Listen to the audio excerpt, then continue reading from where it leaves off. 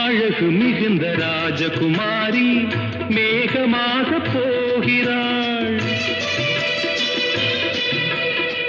ஜரிகை நெளியும் சேலை கொண்டு மலையை மூட பார்க்கிறாள். பள்ளம் சிலர் உள்ளம் என ஏன் படைத்தான் ஆண்டவன்? பட்டம் பெற தேடுகின்றேன், எங்கே அந்த நாயகன்? மலையின் காட்சி இறைவன் ஆட்சி. செந்தாழம் பூவில் வந்தாடும் தென்றல் என் மீது மோதுதம்மா.